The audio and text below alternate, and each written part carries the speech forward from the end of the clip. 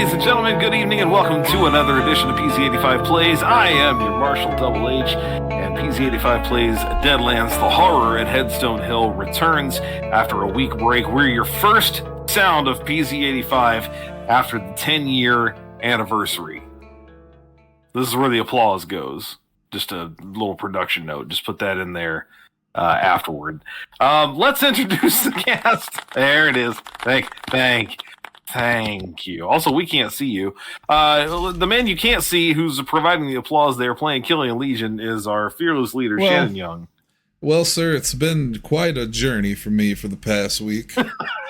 Physically, I've fallen apart after my surgery. Professionally, I was going to say it's not true. They put you together. My Pretty sure you're Humpty Dumpty. My store fell apart after the storms, so it's a weird time to be alive. Not your for fault. Me. Well, you know, I told the landlord today, and also the reason that I'm not on camera is because with my back brace and everything, I have to set in a very weird way, and it's just not attractive. You're just selling me. I wanted to see it more. I'm just going to be real with you. It's also probably why I sound a little bit further from my mic, because I can't lean forward, so I have to lean back in my chair. But yeah, now before you did that, did you pull up your pants? I have to try to cover up because I know you don't dance. I'm wearing wait a pants minute. now. Hang on. Pants now. The joke is, are you Porky Pigging it over there? No. Are we Donald Ducking it on the podcast right now? We don't want to see that. But no, my hog, my. Your hog, baby. Point is, this is the first show we've had back. For the record, I tried to do a show the same day as my surgery, because I was still high as shit on the anesthesia. It wasn't. You also tried to do a show the day after. Yeah, when he was in the worst pain. idea. Yeah, that was a bad idea. Mm-hmm. I was, and you. Right after you suggested it, you said something in the group chat that would make a good name, and all I had to do was type "whelp." Yeah, and you were like, "No, never mind. I can't do it." For the record, I think that name was a litany of Quinn's back queefs. That was it, and that was the one. That you'll hear more about that on Thursday. Yeah, that would have killed me. So I'm glad we didn't do a show. Although it sucked to be off the air for a week. It also sucks that my store is going to be closed for 2 weeks because of the tornadoes. But rest assured, dear listener, and plus we haven't even made the jump to Spotify like we said we were going to, simply because it's trouble for me to go downstairs to my room to work on stuff. I'm here right now, but it's coming. All of it's coming. You just have to be patient. You just got to give them time. Goddamn, I almost died on the operating table. What do you want from me? It's not true. And here to corroborate that story, playing Fern Hawthorne or someone else, is Lindsay Wolfgong. It's Cicely Tyson. Yeah, it's been a fun week, to say the least. Tell us how you really feel. Go on, Lindsay. It's very quiet. Anyway, I'd rather not. Playing Dr. Emma Durandal, and hopefully not injured as well, is Stephen Bright. Oh, he's injured. If I was, I wouldn't admit it. Well, that's not. I don't even know what to say to that. Yeah, he's not. There's something wrong with him. And wearing shades. Are you a Vobican also? Sure. Oh my God! And playing our investigator Thatcher Kane is the Kazman. I gotta get. I'm about to make some magic happen. Do some more crevasse jumping and tinges. I don't like the term. I almost introduced you as Tinges. Do some more Tinges. crevasse jumping. Wine. Crevasse jumping. Anyway, so when we left off last week, the posse, who was on the trail of the Ghost Steel gang, was sort of all over the place doing so. They finally left Headstone Hill, Headstone Hill, whatever you'd like to call it, for the first time in a long time. Headed outside of town to the Crittenden Ranch, where they got another lead that took them to a very, very small little one lane, one horse town called Uri. At Uri, they headed to a little rundown joint called the Gold Coin Saloon that looks more like a tannery inside than it does a saloon, not to be confused with the man himself, Tanner. Golliver, this is a tannery. It doesn't look like Tanner. Although the man behind the counter is wearing a bearskin robe and spitting tobacco on the floor. So There you go. Gross. Yeah. He, in the wake of Thatcher's questioning for a drink, noticed as the rest of the group arrived, he locked in on Fern and said, help me out here, Lindsay, something to the effect of, Cicely, you got a lot of nerve showing your face here. Yeah, that's about right. And that's where we left off. So with that in mind, before we start, any questions outside of the game? Yes, Outside I the have a game. question. Yes. Wait, me first. Why did Cadbury make a cream egg that's 3 foot tall and described as weighing more than a newborn horse? I got you. That was my the question answer is too. America. So America. That was also my You're question. gonna please so. tell me your question was about food, so now you don't want to ask it. Well, Hunter, let me just tell you off the top that I haven't really eaten in a week at this point. My dinners consist of small things like a single bratwurst or 2 bratwursts All at the small best. things. I like to call this my detox and in my mission to become the world's sexiest podcast host. I know that is taken currently by Joe Rogan, but I'm really making strides. Well, that's only for the alphas out there. Yeah, well, I'm certainly not an alpha. I'm over here getting my wang up. Hey, okay. So on Great show. comedy. Good to see y'all. All right. So we're gonna pick up literally right where we left off. Then this man, who by the way pulled a double-barreled shotgun from underneath the counter and leveled it at you when he said so, is still doing so. The remaining patrons of the saloon, of whom there are actually few, there are 4 of you, counting the guy behind the counter. There are only 6 of them. There's one more of them, and then the bartender. Than there are of you guys. They're all staring now. Am I between the shotgun wielding bartender and Fern? Yes. So as I recall, you said you had taken a seat at the bar. Yeah, and at that point, being the type of I don't like conflict and violent conflict in particular. Sure. So and I'm very loyal to my peoples here. So I step in front, very cautiously, hands up, drink in a hand that he had just given me. I presume he's already given me a drink. Yeah. Yeah. Yeah. Okay. Yeah. So it was a very nondescript thing. It was one of those. He threw down a glass, he poured something dark in it, and he slung it in front of you all over the place. And I'm holding it. I'm like, this. I just want to start with this is delicious. Thank you for this wonderful drink, barkeep. But I want to just kind of ask politely if we could just move into this calmly, put the gun down, and let's talk. For the record, I asked Lindsay yesterday, I said, hey, not to get too into it, but with the thing coming up, the guy pointing the gun at you, my natural instinct is to immediately pull a gun on him and shoot him. Do you want me to do anything? And she said, no, I got an idea on how I want to handle it. I don't think she took into account the fact that Kaz would immediately jump in and decided to do something. So you're fine. So I'm here for my people. As you ask this and as you move in front of the gun barrel, the man behind the bar, because you're not touching it, you're far enough away from it that that's the case. He does now turn and train it at you just briefly and says, "You better get out of my way, greenhorn." Well, that's fine. Please feel free to keep the gun focused on me. That's fine. But he will not. My comrade. He is going to try to basically move around you and try to aim it at her. And I just kind of keep walking back. Now, for the record, while all this is happening, I do have my hand's not on my gun, but you know that thing where the cowboys they get the hand near the gun handle. That's it. At a moment's notice, I'm ready to strike like a white tiger. Are white tigers prone to strike? They're the strikeest It didn't go ones. so well for the most recent white tiger in pop culture. But, okay, sure. Still don't make me laugh. I mean, that still hurts. And other examples probably. While the short distraction is going on, I have slowly moved my hands up, but not above my neck, and have hooked the chain of a necklace that is hidden under my shirt and pulled it out. Yes.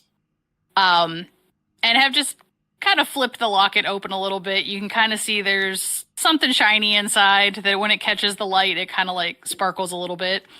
And I'm still going to direct my attention to Mr. Barkeep and be like, now, currently, his visage to you is blocked because Thatcher is in the way. Is in the way. Yep. So, are you going to try to stop that, or how do you want to? I'm going to slowly take a step forward as I'm talking. And now, you don't want to just shoot up your fine establishment here now, do you? All we did was walk in the door. Are you moving Thatcher out of the way manually? I'm trying to get his attention back to me at the moment.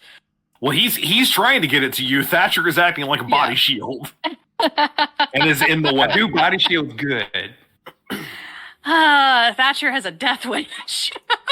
Hey, yeah, I'm going to say, unless you tell Thatcher to back down, another patron who sits nearby is now going to get up. He's going to draw a pistol, and Thatcher, he's going to put it right up to your temple.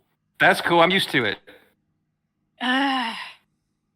Thatcher, why don't you take a seat? I look at him, I'm like, you have no idea the crevasse that I just came out of. Your pistol means nothing to me when I will dive into a 60-foot ravine. She's asking you to sit. Are you going to back down? Yes. Who is? The person with the gun? Me. You. I ain't backing down to a gun. Oh, you? Yeah, I will. Yes. She is. Yes. Sit down. Okay. I don't back down to a gun, but I'll back down to my compatriots. Okay, so as soon as you step out of the way, Fern, go ahead. Yeah, I basically just... I'm going to what I can do to the best is adjust that the light catches the rock, and it kind of makes like a rainbow kaleidoscope towards his general vicinity. Yeah. And try to get that to draw his attention for a moment. Right, and I believe we settled on this is a persuasion Notice. roll?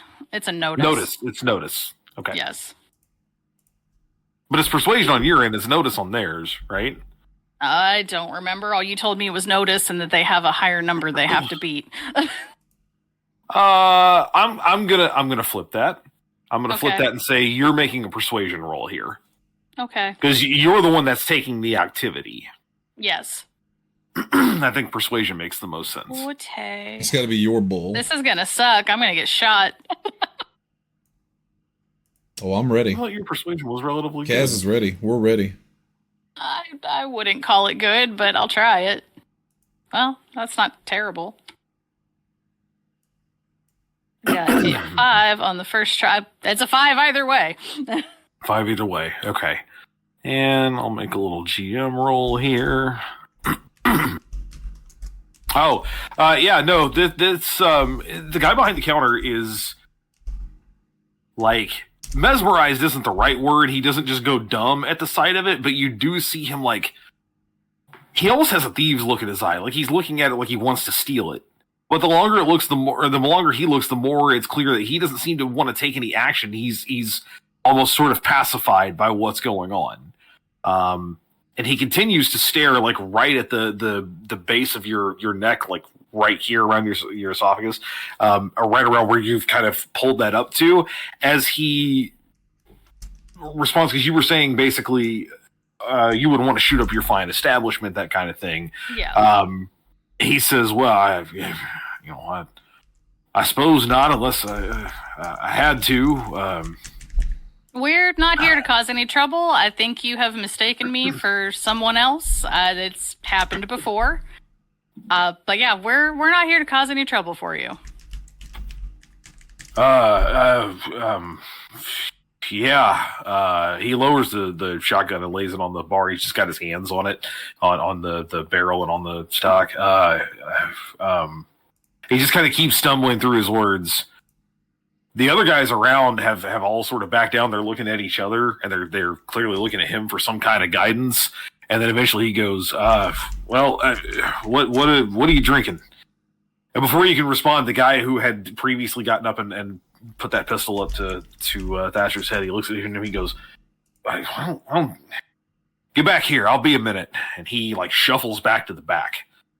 He's shaking his head the whole way like something's wrong. And so the other guy steps behind the bar. He looks a little confused. He immediately pours himself a drink, and then he kind of looks at you all inquisitively without really asking, just like, what can I do? I'm already back here. What do you want? Whatever's easiest. So the bottle he's already upturned for himself, he just like continues to line little shot glasses underneath it as he just runs it along the way until it's empty. He ends up with about 7 of them just laid out across the bar. I'm going to go up and take a drink of one just to... He throws the bottle over his shoulder and lets it break and just walks back out. I don't think he works there, is the impression that he's kind of giving off. But the owner doesn't really seem to mind that kind of thing right now. And when I take the drink, I'm going to also close the locket and tuck it back in my shirt. Okay. What's everyone else doing? Watching and waiting.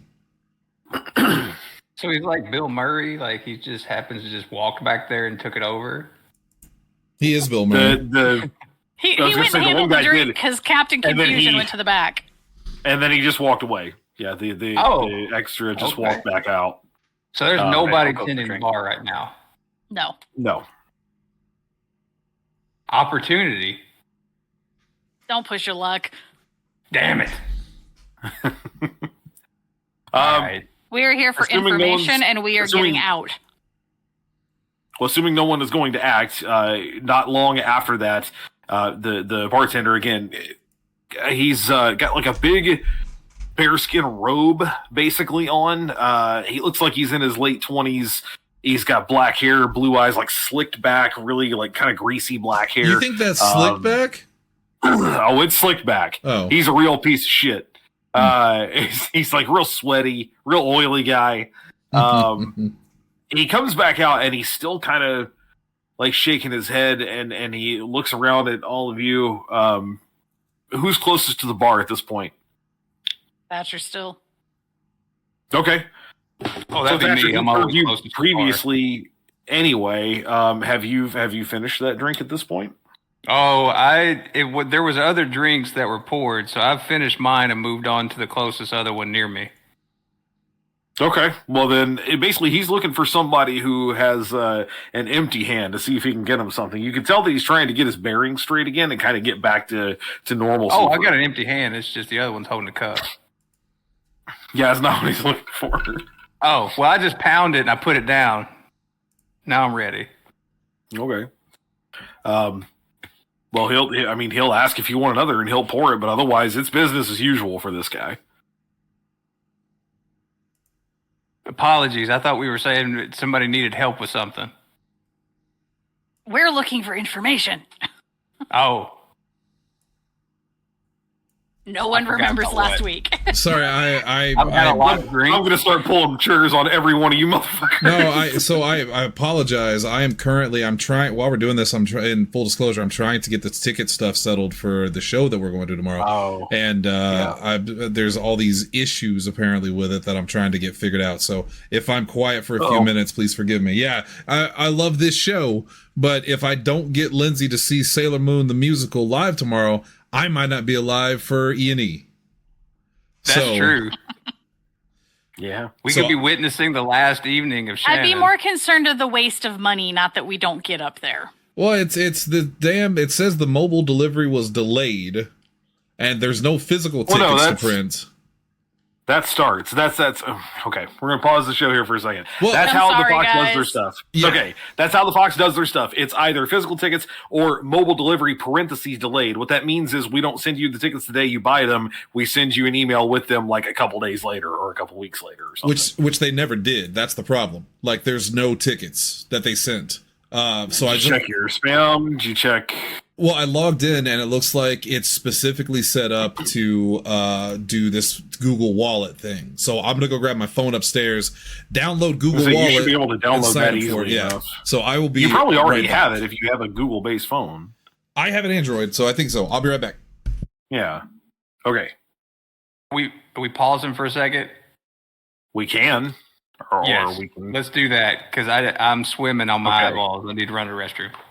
Okay. Well, Oh, This timing goodness. is phenomenal. Yes, it is. I was going to say, I'm just going to Terrible. bring up an email and show him if I need to, because I've got some sitting in my own right now. I should have just let him shoot at us. So much easier. Yeah, I'm the ticket. The email he should have says "Fabulous Fox mobile ticket confirmation," because I get one of those every single time that we get tickets, and then it has a link where you just click here for your tickets, and again, it either brings the tickets themselves up, or on that you can also add them to your your Apple Wallet. Which is why I'd rather him just do it on my computer after the fact, because the printer's hooked up to my computer, not his. And yeah, I think you can print them. I think you could do it that way. I don't know. Let me click on mine, bring them up, and see what happens. No. Because No, you otherwise, cannot. he'd just have to pull his email up on his phone. Nope, it doesn't work that way either. You now have to add them to a digital wallet app. So that's Awesome. new. Okay. Because there might be a problem, because when Shannon's stuff got hacked, we're pretty sure that it charged him stuff to the Google, and because he refused to pay it because it wasn't something that we did, he can't use it. Well, theoretically you could do it too. What, you have an iPhone or an I Android? did. I've got a Google. I've got a Droid also. So you could add the Google Wallet app as well. Google Wallet doesn't necessarily mean you have to attach like a credit card or some kind of payment system to it. I feel It's like when I just tried somewhere setting to it up, it was store- making me. But I also don't know shit, so I was gonna say Apple doesn't do that. I don't think, because mine isn't set up that I way. have a I have my Samsung stuff wallet. by I don't have a Apple Pay, Google wallet. You should be able to get one of those for just having the address. I think you just have to have the address. It's not necessarily the phone. But yeah, I didn't know that they did that. There was a time when you could just scan. There was a QR code that you could just scan, and there is now, but it only shows up in anything analog anymore. Well, it's good I'm back and we're still talking about tickets. Yes, we are. To be fair, you could have had those, but you had to opt into them when you bought them. That's the difference. You have to tell them I want physical tickets and not digital ones. And to take you back just really quick before we get back to the show, to that day, I was so desperate to get tickets because they sold out almost immediately. Yes, you were. So I'm like, click. Like, do you want this? And I'm like, I don't care. Just let me go. I have terrible news for you. They didn't sell out because they were selling rush tickets earlier this week for like $40. Well, they sold out the tickets I wanted. We wanted the Oh, VIP. you wanted them. Yes. So when they sold out the tickets we wanted, literally within 10 seconds of it opening, I freaked out. And I was just like, you told me the Maisie. So I'm like, Maisie, please. And I just, it was a mad rush. Okay. Yeah. Okay. All right, everybody. What?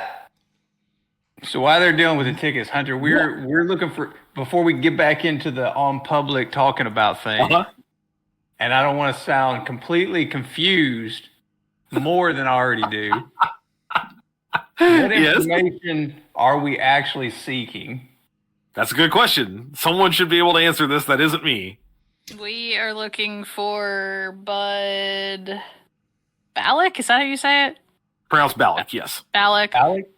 Yeah, Okay. he was a former employee at one of the ranches or whatever where we were, and we're now believing that he's part of a gang because he's left his other work, and that he might know where whoever we're looking for is. That's the most I remember.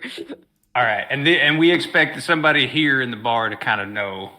We're expecting that like someone in his brother or whatever. All right, I don't cool. know.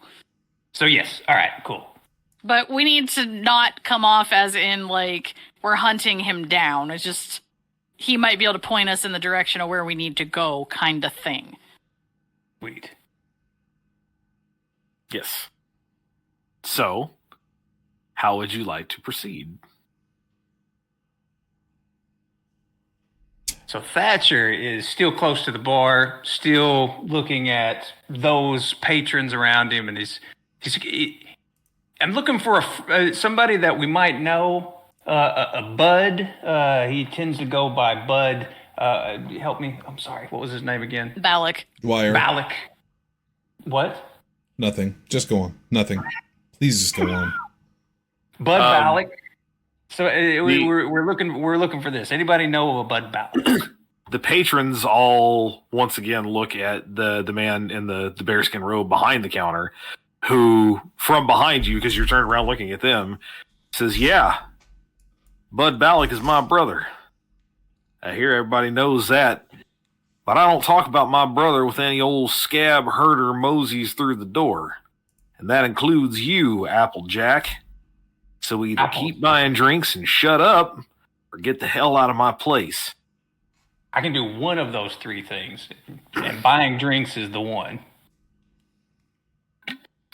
So I ask him for another drink, and I just want to chat, just to learn about the place. Not Bud. I just want to hear more about the bar and your history with it. Make a persuasion roll, man, because he do doesn't that. want to talk. Man, no one here wants to talk, ever. No. No one. I've come to discover in these games. Not in this place. No one is. Yeah, ever no one ever pleasant. wants to talk in these games. No one's ever pleasant. Well, yeah, you're in the Well, that's Old not true West. at all. There's plenty of pleasant people. You just don't I just interact want with to them start very shooting often. people, but I know my character isn't like For the that. for the record, for everybody listening that's scared about the show tomorrow, I did get those tickets added to my wallet, and we are kosher. There you go. Who was scared about it? Me. The listeners and her. She listens. Michaela cares. Michaela always cares. She sounded like sweet. Michaela. Roll 20 crashed. So It quality. sure did. He's back. All right, rolling for the persuasions. Fucking show Yes. is going swimmingly. No, it's going fine. It's our first show back since I Well- died on the table. You didn't die. You need only one more number partially there to roll that die. Reanimated. Hold You just on, rolled I a got D6, but you didn't tell it how many D6s. He's also I got gonna. Okay, there we go. Well, you got it. Yeah. Threes Hold on, across I'm the going to board. penny this. Okay. So that gives you 2 for the rest of the night. No, I got 6 because I got Oh yeah, bunches you got of some fucking things. ungodly number. I always forget Yeah, that. that's great. There's a 5 for you. Okay, so general success. Let me put it this way: this is what your success it allows you to achieve here. Shot. Lee, who you've gathered, which you've gathered his name, you know his name was Lee anyway, is Yeah, he content has to his keep name pouring tag. drinks. As long as you're content to keep paying for them. However, he has no interest in talking about his place. He says, "You read the sign on the way in. It's a place to get a drink. As you can see, I don't know what the hell else I could possibly tell you." Okay, so I missed part of this because I was out doing that. This is his brother, right? Is what I gathered? Yes. Okay. Yes. I'm going to step up and show Shoot my him. badge and say, I'm not going to do that because Lindsay immediately has a face. She has a plan. So fine. No, I don't have a plan, but you already did it. That's fine. Fine. If you He's have already a pulled out the plan, badge. all right. So as I'm People getting don't ready like to show journalists. They it, like cops less. as I'm getting ready to show it, I see her face. I'm going to whisper to her, if you have an idea, I suggest you fucking do it before I do something. I'm going to whisper back, don't pull out your fucking badge and just talk to the guy. I'm going to look at the guy and just like kind of half sarcastically say, "Hey, asshole, do you want to talk about your brother or not?" I think I've made it awfully clear that I haven't. And at this point, come into my fine establishment and insult me. I think you all have had enough. Why don't y'all get the hell out? I just take a drink and I do. And I stand there and say, "I'll leave when you talk." That ain't how it works, Chief. I'm going to nudge the doctor towards the door after Thatcher. What's going on? Follow him. Oh, okay. That chief, he's very clearly making a Native American reference in your direction. He's being derogatory. Racist bastard. Yes. I I look say at that him. out loud.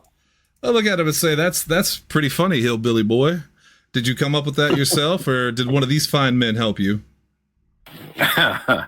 Much as they'll help me in having you escorted from the premises.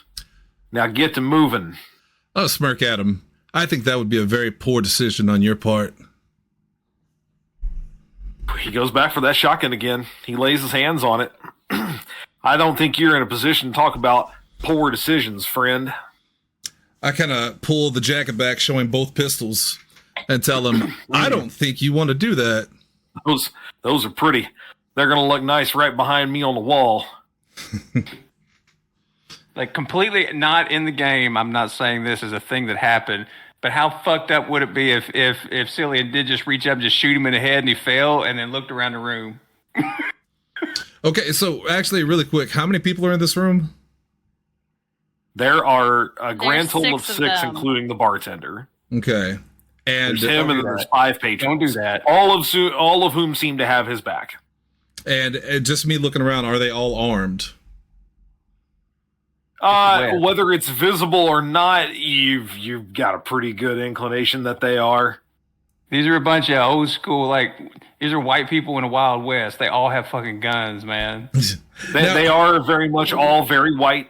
They also are all kind of like grizzled, like cowhands, drifters. I mean, none of them look like they work any kind of a respectable job, or at least not recently. Yeah, I was going to ask, because again, I did miss part of this, so I don't want to just like be an idiot here. But No, you're good. are these people, do I get the inclination these people are in any way law-abiding citizens / should I go easy on them? You know what I mean? Am I wording this correctly? Yeah, I mean, look, if you wanted to stereotype them, they certainly don't look like they're law-abiding citizens. Not that there's any way to say for sure, but they do look. It's a rough part of town. Let's put it that way. Uri Right. looks like it might be a little bit of a rough area. And his This brother is kinda where they congregate. and his brother is a straight up criminal. We know that for sure, right? His brother is the leader of the Ghost Steel gang. Right. That's what you know about him. Now, to be fair, the Ghost Steel gang, including Bud himself, are all wanted alive. Obviously, anybody will take them dead anyway, but the preference is they want them alive, and they are wanted for cattle rustling, specifically. Okay, well then I'm gonna tell this man as I see him looking at his shotgun that I have killed more people than he's seen come through this fucking bar. I don't want to kill you. I don't want to kill these people. I don't want to kill your brother. But there are people that want to kill your brother, and all I want to do is talk to him first before one of them come and blow his head off. Now we can either do it that way and be polite about it, or we can indulge in your fantasy of trying to kill a Native American. He seems to, he's kind of been in a little bit of a haze since he came back from the back, and he does seem to be kind of like shaking it off a little bit. And now he starts peering around you, looking back toward the door. Fern, are you still in the establishment or no? Yeah, no, I was just trying to usher the other ones out. He's looking at you, and he's starting to narrow his eyes again, like he sees something that's drawing back some attention, like something he remembers. I'm going to give you a chance to do something here if you want to. Otherwise, he's going to speak. I'll let him speak. Okay. He's going to look at you. He's going to look back then at you, Killian, and go, "You seem to think that I'm just some little one-horse town drink slinger. Why don't you talk to your friend over there and find out who I am for real?" I'm going to peer back at her and ask her, are you hiding secrets from me? Because this would be a good goddamn time to reveal them before your friend Let's just here say ends he's up not with his gonna head give as a canoe. shit. All right, I'm sorry. He's not going to give a shit about any form of authority, for one. And if he just wanted to talk, rather than pulling out his goddamn gun every 5 minutes, he could go about his business and possibly get a payday out of it. I'm going to look back at him and go, oh, how about that? Payday? And then I look down at my guns. Or death. Payday. Death.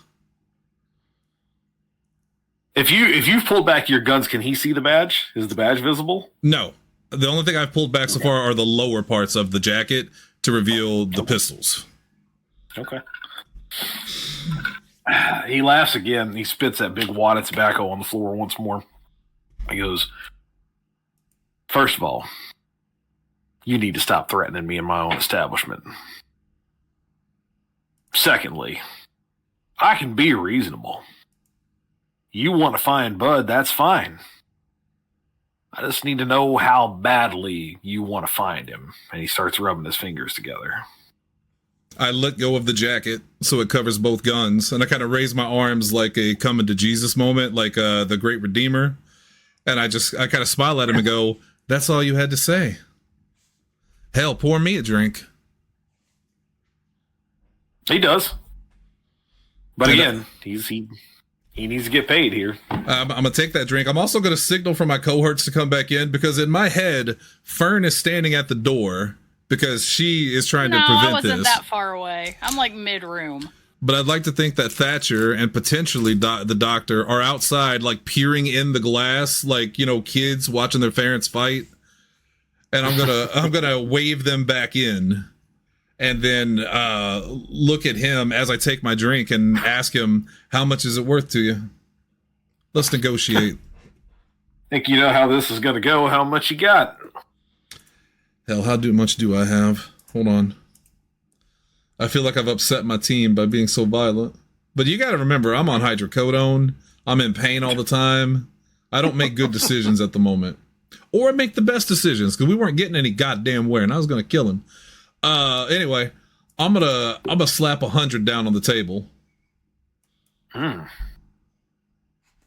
I'm going to tell him... A nice chunk of change. And I'm going to tell him this is a very good beer. He does sort of look at that, and you know, there's a little whistle that goes up through the bar, and he goes, "That's not bad. It's about a fifth of what they want from my brother Bud. Why don't I just turn him in myself?" Because that's not the way you operate. Oh, look who's coming alive. You got into my head, Missy. Look, you want to live your life the way you do. I'm just trying to do the same. You goddamn right about that. So, what else you got? I'm going to pop down another 100 on the table and say, "You switch it to whiskey and we can talk." That's a sight better.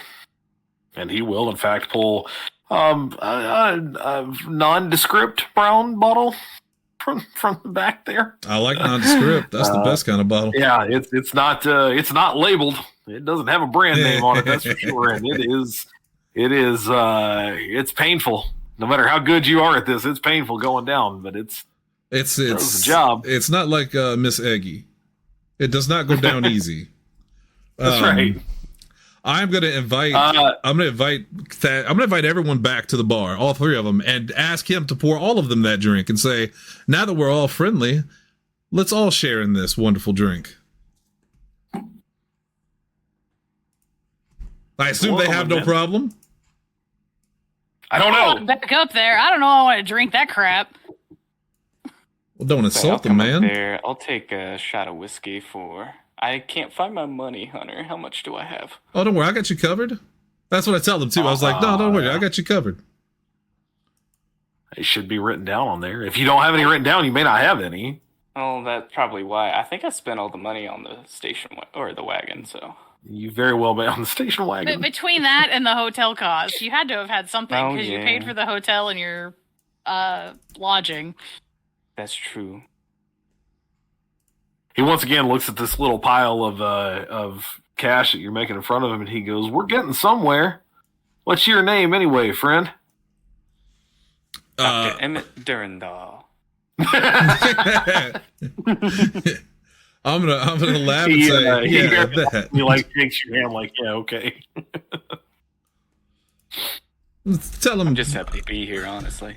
I think we both know money names don't matter nearly as much as money. I'm gonna slide another 50 up there and say, "You got anything better than this whiskey?" Oh, perhaps. But now we're starting to get somewhere. Like I said, I didn't understand how badly you wanted him. So, here's what I got. Bud's gang's pulling a job right now. There's a little spot up in the hills north of Carter. It's called Bluegrass Meadow. All the ranchers go out there, they fatten their herds up with all that rich bluegrass and alfalfa before they sell them at the stockyard. Now, I heard, and one of the other guys in the bar goes, "No, I heard," and he goes, "You shut the fuck up. I heard there's a big herd coming down from Elkhorn, a big ranch up in the north of the county, and they are definitely going to camp at Bluegrass." I'd stake my saloon that's where they're going to strike. Ghost Steel Gang will be there. You mark my word. Now, how they're going to go about it? Well, my lips ain't quite that greased just yet. And he nudges that cash on the bar his direction. Thatcher throws another 100. Thank you. That's what I was going. No, that's what I was going to ask. I was going to look back at everybody and go, "Anybody else want to help cover this?" Or... I didn't want to mess up new shit here. You said you got it covered. 150 drop right on top. Okay, $400. He looks over at you and goes, "Well, look who woke up." I'm already. I'm 3 drinks in at this point. He says, "It ain't gonna be that complicated, Greenhorn. They'll come up with some kind of ruse to distract the hands. They'll cut out part of the herd and they'll vamoose. Ain't nothing to it. There's a little rustler's roost that overlooks Bluegrass Meadow. That is Bud's favorite spot to plan. I promise you he's got himself a little running brand. Fern, you know for sure what a running brand is. So it's a straight iron poker. It's something that someone would use to alter like an actual stamping brand from a ranch, the one that has their logo on it. You use a running brand to fuck it up so that it no longer looks like the cattle came from there. Nobody can dispute the claim that you don't know where it came from if you got it. He says he's got his own running brand. He'll mark them up real good and they'll take off. Simple as that. I'm going to look back at Fern and just ask her if she's satisfied with that. Yeah, we can work with that. Thatcher reaches over and grabs a bottle very gently and starts just kind of pulling it toward him. And he's like, for 400, I at least get a little takeaway gift. He's gonna lean up and start moving it generously back his way, and he goes, "You let me pour my own bar, son. That's the law of the West." Everyone in the West are assholes. So I just start writing that down in my book. And I also say, then pour the goddamn thing. Oh, he's steadily filling shots as quickly as you'll knock him down at this point. He says, we're almost there. I can give you a quick little rundown on them guys and gals if you like. Oh, we're almost there. I will pull out 100, but I keep it between my fingers. I will give you this. You will give us the information. You didn't see us, and we don't know where your establishment is. What establishment? He takes it from I give him the 100. This one. So he'll. I'll give you a couple of game terms here, basically specific stuff from the game rather than just the flavor of it all.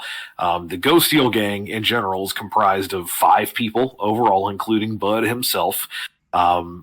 Bud is heavily armored with that vest, that Ghost Steel vest that was described. Rumor has it they all have them. Lee can't confirm that, but he knows Bud has one. And Bud is a hell of a shot. He's a crack shot. He's also got with him, Emmett, this might perk up your ears, Dr. Seamus McAloon, who is a mad scientist. He has a Gatling gun that he's often seen with. It's mounted on the back of his own steam-powered wagon that he often travels on. There's my design. There's Hector Gadelia, who is like a woodsman. He's somebody who kind of lived off the grid even when people were already off the grid. He's one of those guys. Was a scout in the war many years ago. He's a survivalist. He's well known for that sort of thing. There is John Jacob White, not as much known about him, other than he's not as often seen with the gang. Rumor has it that he might be sort of their stealth specialist. Like, they're not assassin necessarily, but he keeps to the shadows. And then there is Octavio Contreras, who is a performer. He's the one who kind of gets information for the gang. He's good with a harmonica. He's often seen doing some basically light busking in towns where they're trying to set up shop. But he's good at it. He's good enough to draw the kind of money and attention, or draw the kind of money and information they need without being the sort to draw attention to them. And that's who you can expect as part of the Ghost Steel gang. He does also mention Scarlet Kenny. At one point in time, there were 6 of them, but you guys well know at this point that Scarlet is locked up in the, she's locked up in the Hooskow back in Headstone Hill. That's who you talk to. He's incarcerated. Yeah, with them other asshole people. Oh, they're all assholes. Yeah. They're all assholes. Apparently. Not unlike these fine folks here. No. Yes. And I had him $1 more. Just one. Sure. Mighty kind. He'll take every penny of it. Track every bit of that, by the way. Anything you just spent is... Oh, it's already gone. I'm at It's off my menu. 151. I've been tracking it. I've still got another 100 and some odd left. I'm good. I didn't do like Durandal and buy a whole steam engine. Yeah, I still got 250 left, so I'm feeling hurting pretty. a little after this, but... I get paid monthly, so... I assume I've sent in some stories at least, and I should have been gotten a check for some publications of late. Well, just to be clear, like in 2 game days. terms, it's been 4 days. Yeah. Like very fast. You don't know. I'm successful. I don't think the news traveled That's that great. fast. So in it the takes a Old long West. time to get back to you. Yeah. This is Old West Twitter. It's like Condor Mail or something. Hang on, I got it. What the shit is he saying? I gotta change the name to Old West Twitter, aka Condor Mail. This is the That's problem a with the Old long-ass West. Let's get rid of Deep Sea Chocolate Donut. Yes, Old 48 hour West turnaround, please. and it's AKA at least a Condor 12 Mail. character limit because this shit goes by telegraph, and we got to do like the whole beep beep beep beep thing. Morse code. beep. Beep, beep, beep, beep, beep, beep. Beep, beep, So beep, beep. to expedite the process here, this is the wealth of the knowledge that Lee can share with you. He is, as best you can tell, not hiding anything at this point. He is tapped out. Information. And I suggest we finish our drinks and get the hell out of Dodge.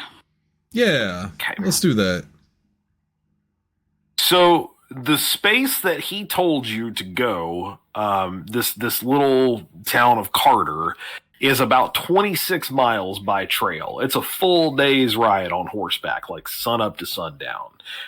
You're going to go extremely north of Heaston Hill. If you take a look at the map there, you'll see that northern spot that says Fort Bridger Trail goes up toward that. You're actually going to go past Fort Bridger completely and on a distance. At this point in time, you guys have arrived in Uri at night. If you leave from Uri early in the morning, you can arrive in Carter by nighttime. But you'll have to spend the night here first. We can do that. They got a hotel here. Fine dining. No. No. No, again, We're gonna go Uri find is somewhere to very camp our much... asses. It's not a bad idea. Uri is very much a one lane town. Most of the shops have closed for the night. The Gold Coin is the only saloon. It's a little one horse space. So camping outside of town is, at this point, the most reasonable way of going about things. I think we will do that then. Okay. So we're going to set up and camp. That means somebody's going to have to make me a survival check. One quick thing before we die. The fella behind the bar, you said that he was wearing a what? A bearskin robe. Yep. Yeah. Right. Again, the Gold Coin Saloon looks more like a tannery than it does a saloon. It looks like there's all sorts of pelts and furs and stuff hung up all over the walls, and then it's got this shitty, rickety bar where these guys are kind of drinking around it. It seems like Lee has a hobby. He's better at shooting things on 4 legs than 2. Yeah. Fucking asshole. All of them. A wonderful Skinner. Well, he's got his hobbies. I mean, he's not a monster. Exactly. No. I'll go you ahead and gotta call out do the good though. I'll do the survival thing unless Fern wants to do it. I mean, I have a D4. If you've got Then better than that, go for I'll it. take that. Oh, wait. I'm not going to count on having the luck I had last time when I tried to make us a damn fire. I got 2 1d6s coming up. Here we go. That's the first one. And we're going to rely on the second one because that was a 2. I don't like that. That's a 4. That's better. Yeah. Okay. Again, basically, for our purposes right now, survival is establishing a camp, building a fire, Just the basics. There's enough space outside of town here that is easily enough done, so you can set up a comfortable enough spot. You guys have rations. What are we eating? I got trail rations. Oh, I got something. I love when he says that. So we're out in the woods or whatever, right? Like in nature. Mm-hmm. Yes. There's got to. Okay, so Thatcher, being the creative and also intrepid soul that he is it looks around to put together some chemical items. Do I know? Cool such as items. peyote? I don't like the term chemical items. I'm looking for something equivalent to peyote. Do we have such things nearby? Because He's trying to get his goddamn high? have an exploration into the soul tonight with his fellow friends. I would say this is the kind of thing that, because there's not a nature skill, so this is probably going to be a survival thing. You're looking for a specific kind of plant in the area. Smarts. Well, smarts is your general die that governs that. So if you don't have survival as a skill, then no. Notice? Can I notice peyote-like substances around? You know what? Since it is like a low stake situation, I notice peyote-like substances? Sure, why not? Fantastic.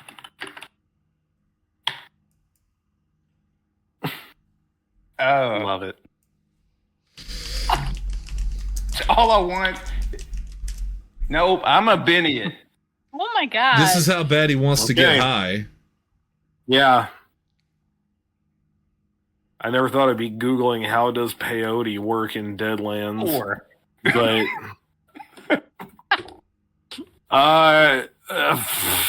okay.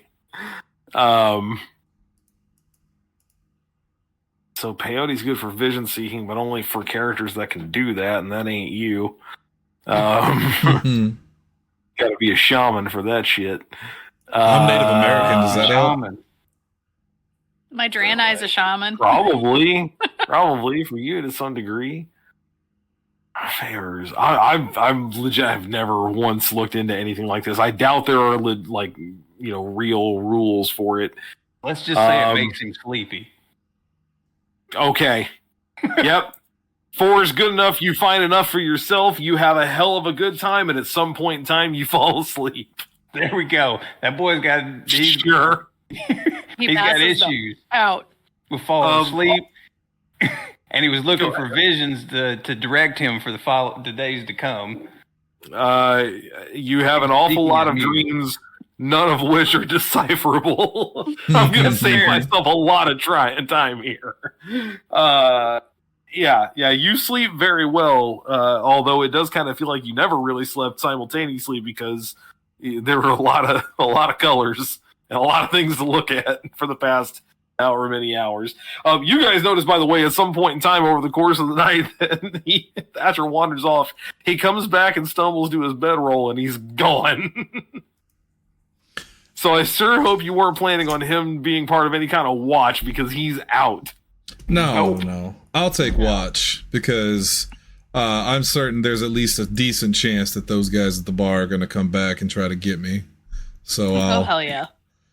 I'll wait. In particular. I'll wait till everybody's going to sleep, and before Fern falls asleep, I'm looking around. I see, let's just say for fun's sake, that Thatcher's out cold, and Durandal at this point, due to old age, has fallen asleep as well. At which point I'm looking at Fern before she goes to bed, and I've kind of got my pistol not aimed at her, but it's just in my lap kind of, and I look down at her and I go, so who the hell are you? How badly do you want to know? I'm gonna laugh at that and say, I think both professionally and personally it would be a good idea if you told me. Well, that depends on whether your professionally is going to ruin what I've been building with my current life.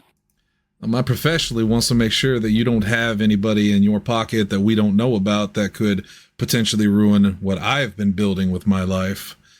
Now, if you know those people back there, then I'd say there's a pretty good chance that maybe you're not as a reputable horse dealer as I thought you were.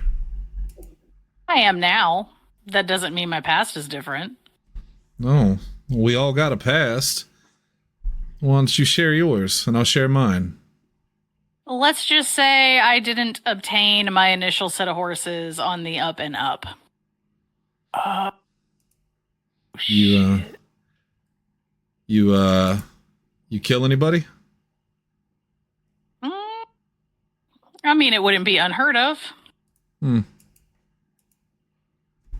I'm assuming Fern Hawthorne probably wasn't your name all the time, No. was it? Not at all. But it is now. Well, just so I know in case I ever run into who you used to be, what name did it used to be? Well, it depends. Are you going to end up taking me in right away, or are you going to let it slide, seeing that the organization that we both work for has let it slide? I got bigger fish to fry right now than taking in a horse thief. Doesn't mean I don't want to know who I'm dealing with. Well, he wasn't wrong when he said my name before. I thought he was. I thought it was Cecily, not Sicily. that was out of character. matter. Sorry. It doesn't matter. It's spelled Cicely. Yeah, Lindsay, you And absolutely it's spelled that fine. wrong. That's fine. I don't care. I can't spell and we all know it. I'm fine with it being the other way. Okay. Well, But yes, back to Cicely Endgame. Oliver is who I used to be. Now, Hunter, Endgame, do I know that name? Mm-hmm. Have I heard of that person as a lawman? No. Okay. No, her Alaska. dealings would have been, I was gonna say, not anywhere near as far away as you've been. This would not have been it was well outside of your jurisdiction and probably not even something that the Rangers would deal with. This is more of a local sheriff marshal situation for the most part. Okay. I'll accept that for now and tell her, okay, my turn. I kind of look at her seriously and go, I'm a ranger. Good night, sissy. Well, yeah. That's all I tell her. I will tell you this. I have no inkling to hurt anybody in this group whatsoever. But if someone gets in our way of getting what we need accomplished, I am not above getting my hands dirty. That's fair. And if I feel at any point that my life's in danger or the life of my compatriots, regardless of whether or not I like them, then I am not afraid of blowing you halfway across this country. Deal? Fine. Have a good night's rest. Oh, yeah, like I'm going to sleep in this town. Scene. I'm glad I took a lot of drugs. Oh yeah, I wanted to make sure that this all happened, kind of off the record, so no one else heard it.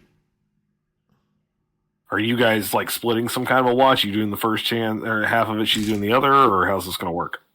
I'll split it with him, but even when he's watching, I'm still going to be kind of like light sleeping. Nothing Okay. that I'm going to let myself fully just like pass out. Yeah, I'm Fair good with that. All right. Hang on just a second. Yeah, the night passes uneventfully. You hear the rustling of animals in the distance, and hoots of owls over the course of the night, chirping of insects. The next morning, chirping of birds. It's very cold, but your fire holds out throughout the night. Everyone gets a reasonably good night's rest, and day breaks. Sun rising over the mountains in the distance, the Uintas. It's going to be a long ride to Carter, so if you're going to get there in time, the time to start is now. Yep. Oh, Pack up I'm and good go. with that. Yeah. Yeah, immediately. Also, out of Game Hunter, I am switching sheets now. Okay, officially done. Okay, She just turned into Dark Fern? What Yeah, happened? she just went pure evil. Yeah. Man, this is the wrong time to be hitting peyote. Brother, that was on This is you. something we had worked out. I wake up this when next the morning. game started.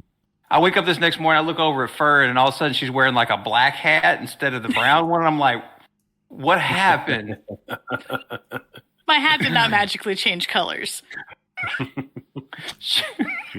She's up hitting it with charcoal all night. Just fucking Yeah, just color this thing in. Come on. Pulling out the Westworld ashes cowboy. and rubbing it on the hat.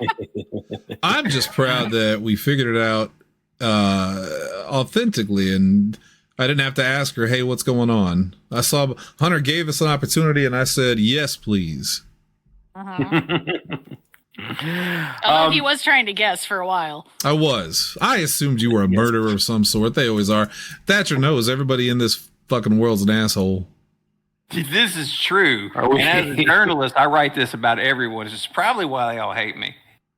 This is probably why you're not getting paid for your articles, because I am everything just says every one of these Everyone's people an is an asshole. asshole. All these people are assholes. He I'm just like read- Hunter They can't Thompson, publish and I- your work. We I'm can't literally print faxing this. him. I'm faxing them like I pulled out a page of a catalog. Wait, they don't have That's fax. what Ghost like Rock this. is made for, faxing. It's basically, They it's like, invented it for the fax machine. it's summer camp. He's messaging him just going like, I hate it here. Everyone's mean. Can I come In the world home? of, in the world of Deadlands, the fucking fax machine was invented by somebody powered it with Ghost Rock. Erasmus Xerox invented the first. Oh my god. Anyway, are we trying to push ourselves faster here so we get there sometime before the Yes. nightfall, or Yes. are we? Yes. Oh, okay. All right. Well, you know what that means. I need riding or driving roles depending on your specific case. Brother, writing is my thing. I like to do the most, so thank you. I I know basically this. get drugged behind this fucking 4-lead. That's fair. Well, Come on, Durandal. That's better. Did you run out of fucking There you go. gas?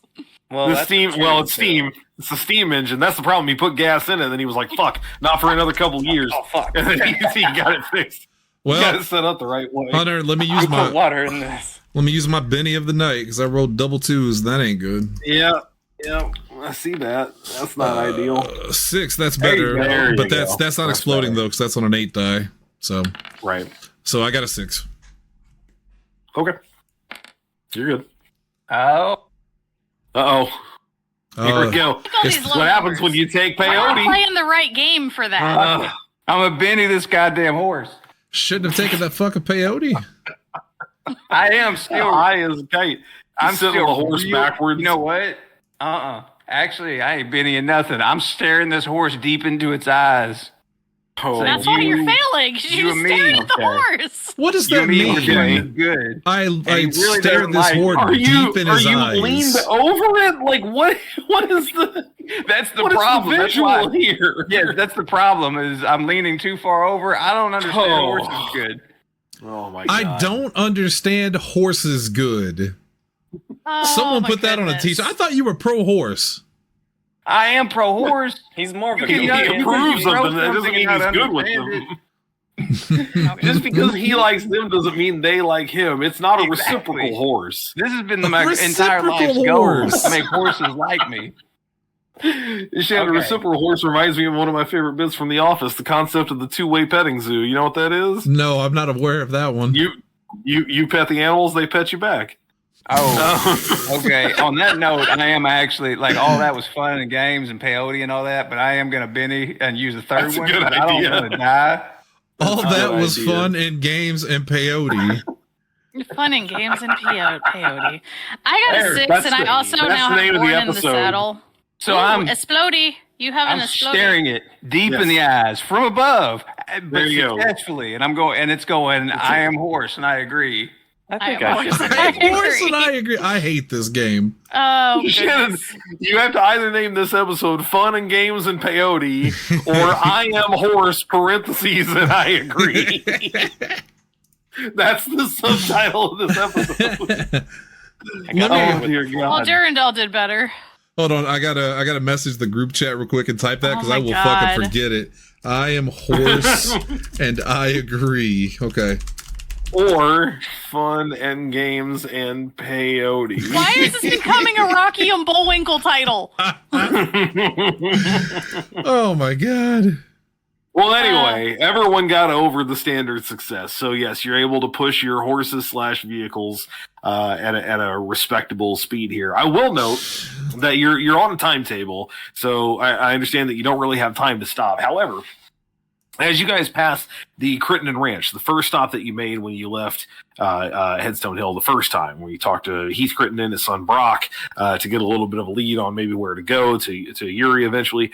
As you pass there, you notice that there is like it's not really a stagecoach, but it's similar to a stagecoach parked out in front of the ranch itself, and it has this kind of, you know how they have those big like painted advertisements on the sides of them.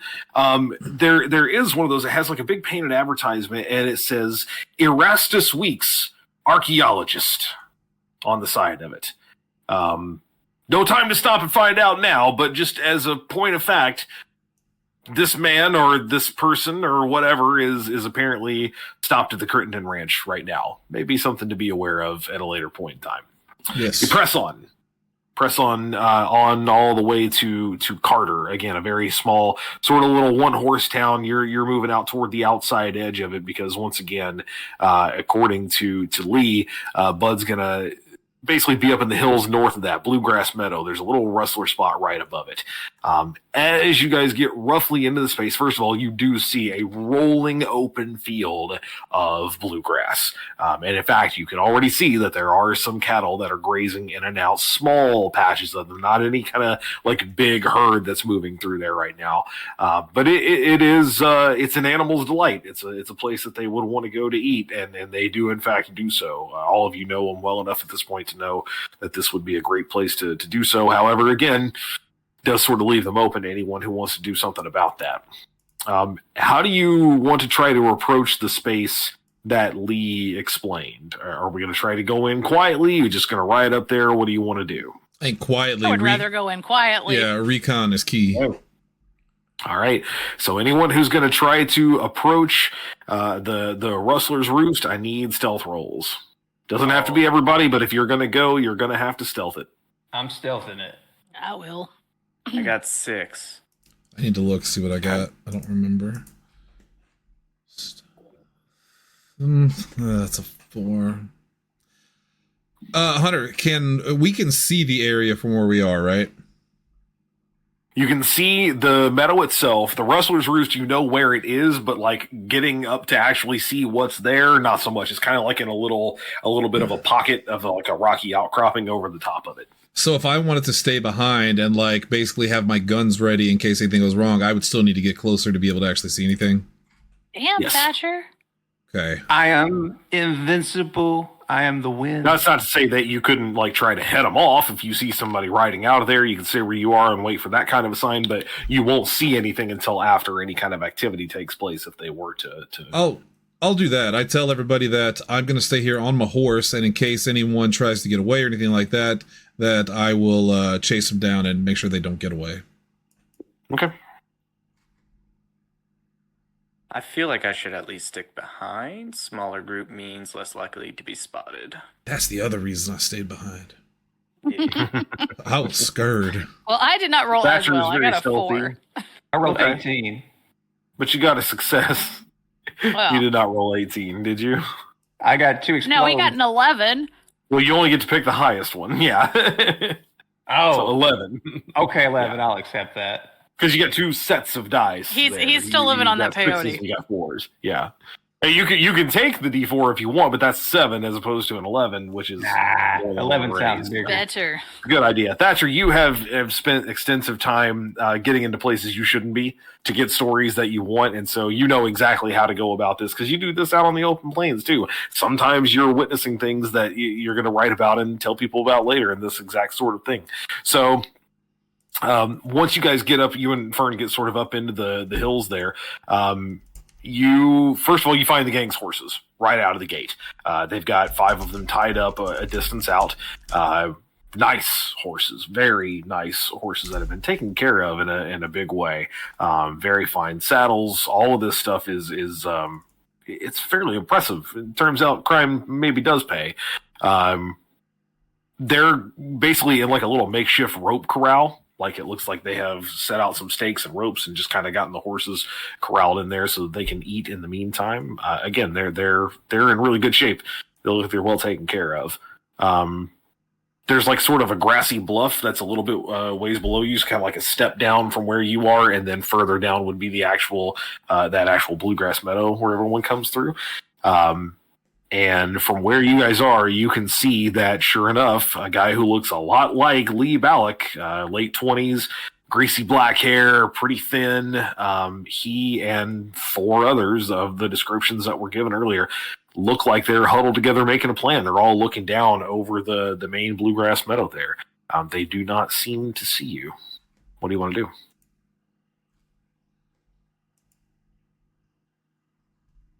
Oh, I definitely. Good question. I get as close as I can, and I just start documenting whatever their plans are. I'm chewing grass. You can see them from here. While you might not be able to necessarily hear everything they're going to say, I mean, you know in general what the plan is. They're gonna try to start some kind of a ruse or a distraction.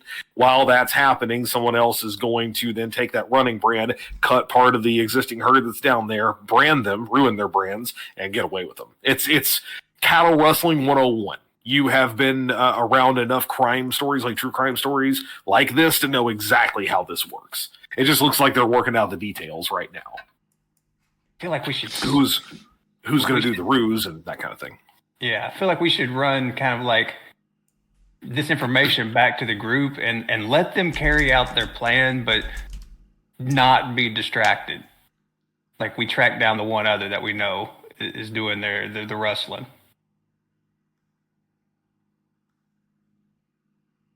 I'm amazed. Anybody else get that? I don't quite follow. He wants us to basically let them do their thing and then get them afterwards. Yeah, get them in the. And I don't know what's going on. Yeah. Okay. All right. We're not going to. So me that wants to let all their horses go. Ooh. What was that? She wants to let the horses go. Indeed.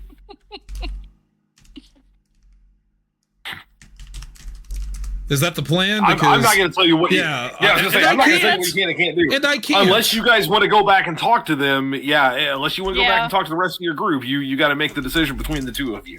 I will tell you. Here's what I'm going to do. I'm going to. Well, I can't roll it because you can't see it. Shit. I'll just count it out. I'm going to use a countdown die. So I'm going to use a D6. And I'm going to start counting down from it, not at a regular intervals, but at a fairly regular clip. At 1, they are going to execute their plan. At 0, they're going to execute their plan. So it starts at 6 right now. Okay. At 5, we should release those horses. I agree. Okay. I want to let the horses go and do chaos. Okay. Let me do something stupid for once. I like it. All right. I don't even get involved. I just sit back and I'm like, popcorn time. I'm like, let me watch. You're watching them, and I want to go like do it. Uncorral the horses. I am in fact going to call 5 now. So at 5 now, you want to go and release the corral, basically. Yeah. I want to basically take down their just make it so their fence drops and the horses can get out. One does immediately cut and run in the opposite direction. The rest of them are all just kind of milling about. You can definitely make them run. Quick slap on the butt, and get them taken off. Yeah. However you want to do it. Okay. In the time it takes you to do that, I'm going to count it down to 4. But sure enough, their horses all scatter in the opposite direction. They do not seem to have heard this or be aware of it. And I want to get back into hiding. Okay. All right. I'm going to count down to 3. Okay, let's go back to where they are, because as soon as they see their horses are gone, they're going to start looking around here. I turn to the Killian here. It's like, what the fuck are they doing? Yeah, we see the horses. We see them scattering, right? I'm assuming. You might hear it off in the distance, but since they're on kind of the back end of that bluff, you likely would not see them running away. Yeah, I'm going to look at Durandal and agree and say, I don't know what that was. But knowing the people that are up there, I know it wasn't good. We should probably join them. So we are going to try to join them as well, Hunter. Okay, I'm going to count down to 2. We meet midway. Do we need to roll stealth as well? Well, it depends on how far up you're wanting to go here. If you're wanting to go to where they were, yes, and not be heard anyway. Otherwise, you want to be at a halfway point down. are the horses closer than where Killian and them will reach? Because perhaps there's some advantage there with the horses running around. The horses are gone, man. Yeah, When they take off, they take off. There you go. They leave that bluegrass area completely. They're going in the opposite direction. I want to get close enough to where, and I don't know if this affects the stealth at all, like maybe it makes it easier or something. I basically want to get close enough to where if I need to take a shot with my pistol, I can drop somebody. And I'll send Durandal closer to get back with Fern and Thatcher. So that's going to move them out of stealth range. If you want to be where you can see these guys, you'll have to make a stealth roll. Right, but since I'm not going as far in, I don't know if that changes. Does that change anything? Because if it doesn't change anything, then I'm just going to go up to where they are. My plan was to come back to you because they're going to look around that immediate area. Well, shit, maybe we could just meet in the middle then. Exactly, that's the point. Them coming back and me going forward. 1. Yes. All right, I'm rolling stealth. Sorry, I'm counting down. Okay. Yeah, they're... Durandal, also roll stealth. I got a 4. Okay. He's a coming. He's a cooking something up. Give him a second. Let him cook. Well, I mean, if it was from his rolls before, he had an 8. Oh, okay. Never mind. Then he cooked, I guess. It is, by the way, it is late in the day at this place where the sun is going down, so it is getting dark out there. He's just sitting on the sizzle right now. All right, they're not going to be as fast because they ain't got horses now. Oh, good. They ain't got horses. All right. Then that means they're about to come out. What do we do then? Ideally, trap them. Is the doctor going with you? What's happening here? Oh, I thought we took his roll from before. Just saying. I don't know why I trusted her on it. Yeah, I have an 8 from that stealth check. Yeah, that was his stealth check, the one above yours. Okay. He rolled it before you did. I did not know that that's what that was. Okay. At this point, 0. You guys are hidden, but the ballot gang, the Ghost Steel gang, is going to turn. They're going to head back toward where their horses were. You're able to witness them because you're kind of like up above them on a bluff. And sure enough, you hear Bud Balak as he comes around go, "Oh, what the hell!" He runs over to where the rope has been moved, and he kicks the post that they put up really hard. He whips out a pistol and starts looking around. He's looking to see if he can spot anybody, but of course, you guys are hidden. He does not see anyone in the immediate area. The rest of them pull their pistols as well. They're all looking. They start to kind of spread out in that area to see if they can find who had a hand in this, but so far, they don't seem to know where any of you are. Are there any hiding spots where we could get the jump on them if they came by us? You could where you are right now. I mean, if you just want to jump down and start attacking, you could do that. How many of them are there? 5. 5. I'm not quite for the attack approach myself. Yeah, but they're armed, and we just scared their horses off. I don't think they're going to be very inclined to help speak to us. So I am inclined to do it. They're not going to talk to us unless we get them in custody, anyways. Right. Yeah. So Hunter, I am going to draw Pistola.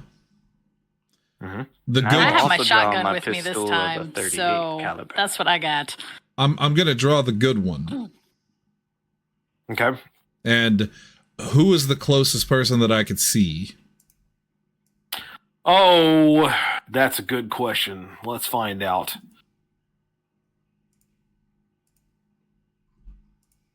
It's going to be Bud himself.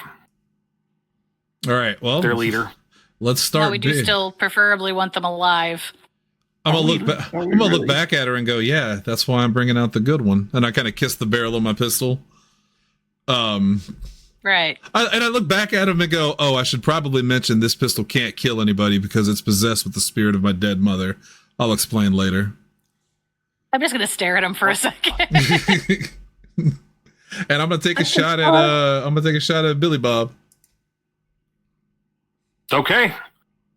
So basically from cover, you're going to do this, yes? Yes. Okay, so you're going to draw down and attempt to take a shot at him. Do that. Do that before we roll any kind of initiative. I'm going to treat this as a surprise roll because, again, they don't know. Now, they're going to hear it.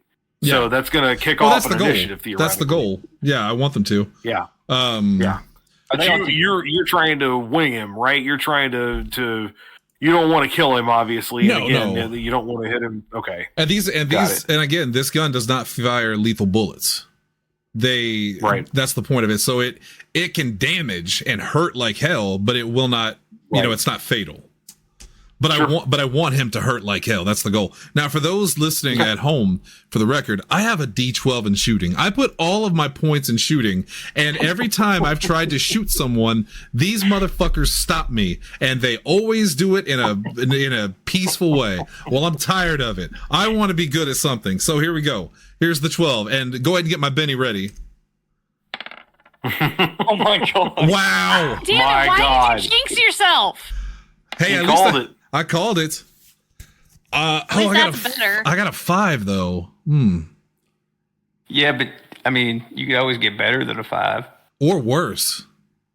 That's true. And if you bennies, he's got to go with. Yeah. How many times do you get to shoot? There are though? better odds to get. You have better. one Benny left for this session anyway, don't you? Yeah. Your You're call. going around. I don't let you shoot very much, so this is your chance. So you didn't say anything about it, but just game mechanic wise, am I at any kind of disadvantage from cover? When you use, no. Okay. No, Then I guess I'm gonna let the 5 ride. Okay. Yeah. Typically 4 is a standard target number, and Bud is close enough, and you can see him. You're basically laid down on this bluff, so you can use like the rock itself to kind of stabilize your hand. You fire off that shot. Sure enough, it wings him in the left leg, and it's almost like somebody like chop blocks his knee. Like he goes down in a heap. He actually unleashes a shot by accident up into the air. It goes nowhere lethal, but it does draw the attention of everyone else in the area, and he crumples to the ground, shouting out in pain as the rest of them come over into that area to go to him. What do you want to do here? And we want to make sure everybody's alive, right? Like that's our the goal. That's the goal. Okay. They are Thatcher, wanted alive. Right. Thatcher comes running down. Like I'm assuming like the jig is up, right? No. Before you start running down, at least let me do one more thing, please, before you start running toward them. This is my territory here. I want to use as a free action, or if we're not in combat, I want to yell out at them. Steel Ghost Gang. This is Ranger Killian Legion. We've got you surrounded. I don't want to kill anybody. We just want to talk to you. But you are surrounded, and whatever happens next is up to you. Make an intimidation check. You do know, and I'm not going to give you a specific number, but you do know that you're at an advantage here because you have injured one of them, and they do not know where you are. So this carries a little more weight than it would otherwise. That's a 6, baby. Roll again. Thank you, God. I got at least a 7. Well, fuck you, God. That's No, still good. no, That's still I didn't good. mean that. I didn't mean that. You got another die See, still. Well, was pissed see. at me. See what you did. Well, hold on. I went 1d6 slash. Does that give you a 1 every time? It does. So I fucked that roll up. Does it? Do it one more time. Do it a few more times. Yeah, because it's treating 1 equals 1. Yes. Yeah. Okay. So yes, roll another d6, Thank you. and we will And add do it it right. to your. Thank you. You are so kind and benevolent. You used science. Okay, so that's a 9. With a 9. It's a 9 total. Yeah. And actually, I'm doing some mental math. It's a little more than that because again, you've got a little bit of an advantage here. The others all kind of aim up in your general direction, not at you. They know it's coming from up above them, but they can't really tell where it's happening from. But Bud himself, who leans up and he's holding his leg and like this, it's very Peter Griffin. He's got his knee like, but it's way, way worse than that. He says, hey, guns down. He looks at the rest of them and tells them, and you see one of them like starts, and then he goes, I said, guns down, damn it. He's held his own pistol in his hand that whole time, and he puts one hand up, sets it out in front of him, then actually kicks it away with his good leg at that point. And he goes, all right, Ranger, you win. You got the drop on us. Where are you? I'm going to yell at him to tell his people to all put their guns down and kick them away first. They have. Okay. They have. After he told them to do so, they did so before he did his last. He wanted to make sure they would too. Then I'm gonna, and they're far away from their guns at this point, right? Like I'm smart. Yeah. I want to make sure that they can't grab their gun as I'm okay. Then I'm gonna stand up, both guns drawn and aimed at him with no intention to kill. And I'm gonna start walking down toward him, and I'm gonna whistle to signal for everybody else to come with their guns drawn as well. No, I was already planning on following behind you with the shotgun. Okay. Sure. And we're gonna make Everyone is ourselves able seen and head down that way. Sure, everyone is able to do so. You see their Hispanic companion, the scout, the tracker, he spits out in the process and goes, pendejo. But Bud goes, I don't want to hear any of it from you right now. You just keep your mouth shut. You let me do the talking. He's still on the ground, by the way, as he's letting you guys walk up. At this point, though, he basically tells everyone else to shut up and is waiting on you to approach. It is now getting to be beyond twilight, like it's getting darker, so it's a little harder to see. Pretty soon you're going to need some kind of a light source, but he does actually look up at you and he smiles, and it's not smarmy or anything like that. It's genuine, and he goes, well, if that don't beat all I've ever seen, an Indian Ranger. I kind of smile back at him and go, only half Indian. There's still part of me that's Irish if it helps. He goes, I guess that's a question for you. He does seem kind of generally, sort of good-natured. And he says, well, you got me. And he kind of laughs a little bit and goes, it is getting pretty late in the day here, though. Ranger, what's your plan here? And pause real quick, because I'm going to ask my team, because it has been a while since we played. What is the plan here? Were we just trying to question these guys, or were we actually trying to take them in? Well, I assumed you'd want to take them in, but the main thing is to get the information. Yeah. Yeah, and you can usually leverage information for freedom if the stakes are high enough, is what I'm saying. Now, importantly, what is the information? What is it you want from them? That's what I'm saying. It's been so long that Lindsay keeps track of these things, and she's currently going to her pad. Because my handwriting from the last game is pure chicken scratch, and it's real hard to read. Well, they have information on our old friend Lynn Buckles, don't they? I thought this was more about the Ghost Rock and the Gatling gun. Which all came from? Scarlet. Who got it from? Some guy at another bar. And no, she sold it to Who a got guy at a it? bar. There it is. Yeah. Uh-huh. And it all comes back around to Lindsay? She just said it. Just said it. You just said it. Len Buckles. Yeah. Yes. It was his. Yeah. So what do they know about him? Exactly. What do you guys think they know about him? So with guns drawn on him, of course, that's what I'm gonna say. I'm gonna say, we got a tip that you were out here doing something, kind of naughty, and it would be my job to bring every single one of you in, but I'm a little bit more interested in a little information that only you can provide, and depending on the information you do provide, we may or may not walk away from this. The whole time that you're talking, Bud is still, and you notice that the rest of the gang is also looking around because night is falling, and Bud says, Ranger, listen, look, you got me over a barrel, all right? I ain't trying to deny that, and I'll tell you whatever it is you want to know. But right now, I need to know that we're getting out of here and soon. Night ain't too kind to folks out here on the plains, if you get my drift. Not Adam, I get your drift. Do I have anything that I could secure them with? Like, I don't think I have 6 pairs of handcuffs. You would have one. You would have one pair of handcuffs, and beyond that, you got rope. All right. Well, I'm Do going we to need use the whole gang, or can we just like tell them to piss on? Oh no, we want them all right now. There's no way I'm letting these guys go and just taking their leader, because God knows they'll come looking for him. So I'm going to handcuff Bud, and then I'm going to have them tie up the rest of them and tell them, let's go somewhere a little bit nicer to talk. Okay. I'll put up my gun and take care of tying people up. And I'll keep the gun trained. They will submit to that. And I'm going to say that you're not going to have to make any rolls here. Bud tells his people regularly, do not resist.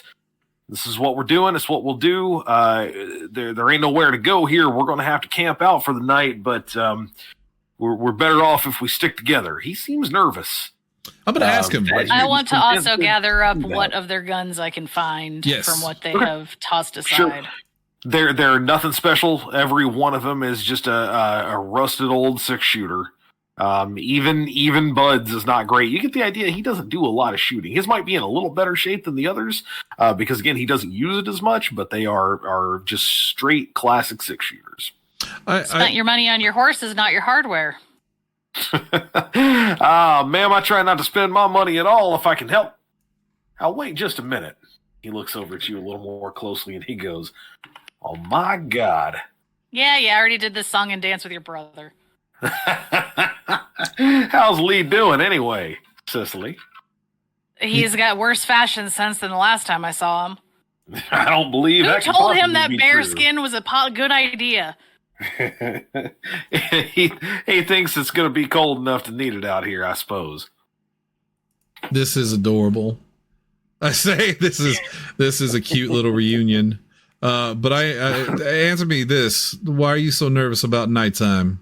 Just out of curiosity's sake. Oh man, can't ride a horse in the dark like this, Ranger. You know that. And step in a gopher hole, break a leg. It just ain't safe.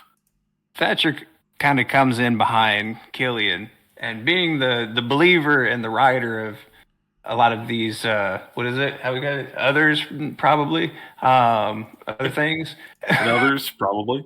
Just kind of gives a nudge to Killian, going, probably lean on his caution. We might want to get out of here. And I agree with that, or at least make camp. So, let's make camp. Okay. All right. So Thatcher was thinking about those visions he had last night, the potential prophecy that he saw in that peyote. I want to tell Thatcher when he says that out loud, as a Native American, let me just tell you, that didn't mean shit. You were high. And then I walk off. As in fact, as you're doing that, and as you're kind of leading the prisoners away, going to set up a camp, a campfire, and a space for everyone to sleep and eat and all that, we would pull back to that bluegrass meadow that I was talking about. We would pull in close on a brand on one of the cattle, and you would see that it's branded TR. And sure enough, as we zoom out, you would see that the man who's been whose cattle were almost stolen, I guess I should say. He's a relative newcomer to Uintah County, up from Elkhorn Ranch. It's owned by a young 26-year-old up-and-comer. He's enamored by the cowboy life by the name of Theodore Roosevelt Jr. And as we settle on him and his cattle, and you all heading off into the night as he drives them away, that's where we're going to call it for tonight. Oh, I get it. See, Hunter. Okay. You were worried, and we ended up having a fun episode. I never thought we wouldn't. I just knew it was chaos. Verily. And that is, that's where we're going to wrap it up. So, guys, I said before, I'll say it again. We are getting dangerously close to the end of season 2 of the horror at Headstone Hill, which every time seems to go a long time. And then I look back and it's only been like 6 episodes. I don't know how that works. But it feels longer than what it is. It very much does. We'll be back next week with a new episode. We'll find out what's going to happen with the Ghost Steel gang now that they're under the supervision of our Twilight Legion posse. Until then, Shannon, we got more stuff coming up this week as we get back into the swing of things. Like, oh, we surely do. It's going to be a wonderful week of worship here on the show. We've got. I don't know if we ever decided if we were doing extras and epilogues this week, because we are going to be out of town tomorrow. But we'll do it Wednesday? We're doing it on Wednesday. Okay, yeah. Cool. Yeah, Wednesday. So, we're getting back to it. We missed last week, so Animation April has started. Yes. And we are going to do a double episode at some point just so we can catch up. But we are going to be reviewing Who Framed Roger Rabbit this week. Yes. Yep. Yes. Yeah, over the course of this month, after Who Framed Roger Rabbit, if we're doing them chronologically the way I had them written down, after that we'll be covering Aladdin, which, by the way, is also our 100th episode of Extras and Epilogues. Very excited about that. A lot of history in the making. Yeah, we'll be watching the Road to El Dorado, which I've never seen. Very excited to see. I love it. And another one I haven't seen, my first Wes Anderson movie, The Fantastic Mr. Fox. Later on in the month. So yeah. Did you see the recent preview for the new Wes Anderson? I did not. It just came out. I just saw the teaser today. I'll send it to you. If this is a bit and it's the Midnight Coterie, I'm going to laugh so fucking hard. No. All right, here's the confusing part about that. So for people that are at home trying to keep track, all right, let me explain. Wes Anderson is a director who directs fantastic films. Paul W.S. Anderson is a director who makes bad films. Paul Anderson is an actor who is very good. It gets a little confusing. It gets deep. It gets deep. Couldn't be clearer. So that's all coming up on on extras and epilogues. And then after dark this week, do we have a topic yet? I don't know. Yeah, we're gonna carry We're over. gonna do the cartoon buddies. Yeah, what would be your cartoon buddy if you could pick one? Yeah. Your buddy cop in honor of Who Framed Roger Rabbit, who is your Roger Rabbit to your Eddie Valiant. Yeah. Which, by the way, what a great fucking name, Eddie Valiant. That's phenomenal. And it's also one of my favorite jokes of the film. Didn't you used to be called Eddie Valiant? Didn't you change your name to Jack Daniels? That is pretty good. I also love the phrase "the Venetian scheme." That's Venetian scheme. Yeah, it's Benicio del Toro, del Toro, and a shit ton of people. It always is, but it's so beautiful. The Fantastic Mr. Fox, as we watch it for E&E, will be the first Wes Anderson movie I've ever seen. So I'm very really yeah. Wild that you mentioned that, because tomorrow Lindsay and I will be at the Fox Theater watching Sailor Moon musical. What is it called? Sailor Moon Super Live. Sailor Moon Super Live. Super Live. I met one Not other just person live, at the it's super convention that live. will be there. I will be driving 2 hours to and 2 hours back after surgery, stitches and a mesh, and 10-minute rides in Cape Girardeau are uncomfortable. I can't wait to see how tomorrow I am goes. not a good driver. The good news is that the Fox is easy to get to and that the seating is comfortable. You've never been there, have you? Nope. Nope. Oh, That's neither gonna of be you have. experience. I thought Nope. Lindsay had for some reason. Nope. Yeah, it's the Fox is one of our favorite places to go, so I'm excited for you to do it. Oh, we need to talk about where you're going to eat. I didn't even lay any of this out for you. I gotta get this. We're probably just gonna get something small because No, the fuck you are. I know exactly where you're going. I'm gonna lay it out for you. Well, I think she means more because of my safety. Like, it's hard for me to eat a lot. This place is literally right next to the Fox, like connected to it. I haven't had a good. We'll talk. I haven't he had just a needs good to not meal. go crazy. I haven't had a good meal in a week. I got you. So fuck me up. I got you. All right. So that's happening, and then we'll be back again next week, next Monday, with an all-new episode of the horror at Headstone Hill. PZ85 plays Deadlands. Until then, for Shannon, for Lindsay, for Steven, and for Kaz, I am your Marshall Double H, saying, why are these guys so nervous about the nighttime? Later.